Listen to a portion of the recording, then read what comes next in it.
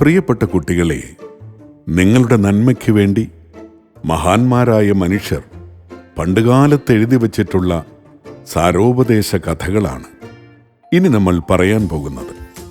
ഇന്നത്തെ കഥയുടെ പേര് കുരങ്ങന്റെ നൃത്തം എന്നാണ്. അന്ന് കാട്ടിൽ വലിയൊരു സദ്യ നടക്കുകയായിരുന്നു. മൃഗങ്ങളും പക്ഷികളും എല്ലാം അവിടെ കൂടിയിട്ടുണ്ട്. സദ്യ കഴിഞ്ഞു. എല്ലാവരും ചെറിയ സംഘങ്ങളായി നിന്ന് ഓരോരോ വർത്തമാനം പറഞ്ഞിരിക്കുകയാണ്.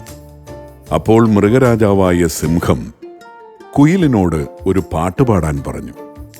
പാട്ട് കഴിഞ്ഞപ്പോൾ സദസ്സിൽ നിന്ന് ആരോ ചോദിച്ചു, എന്തുകൊണ്ടൊരു ഡാൻസ് കൂടി ആയിക്കൂടാ?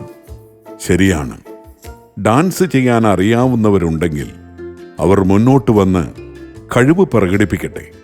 സിംഹം ആജ്ഞാപിച്ചു.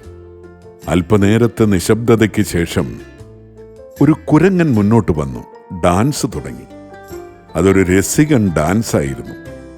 കൈകാലുകളുടെ ചലനങ്ങൾക്കൊത്ത് മുഖത്തും കണ്ണിലും ഭാവങ്ങൾ തെളിഞ്ഞു.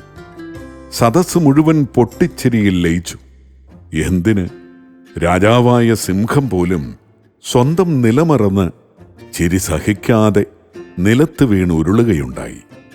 പക്ഷെ ഇത് കണ്ടുനിന്ന ഒട്ടകത്തിന് അതൊട്ടും ഇഷ്ടമായില്ല.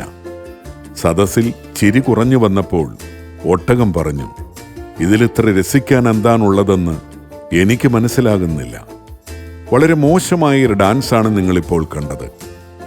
എന്നാ ശരി, ഇനി തൻ്റെ ഡാൻസ് ഒന്ന് കാണിക്കൂ, നോക്കട്ടെ, കുറുക്കൻ ആവശ്യപ്പെട്ടു.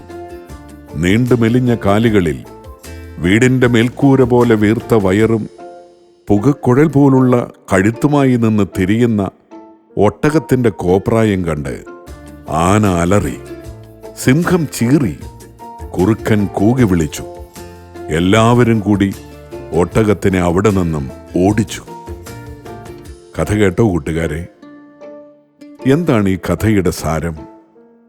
അസൂയ മുഴുത്തവർ സ്വന്തം കുറവുകളെപ്പറ്റി അറിയുന്നില്ല.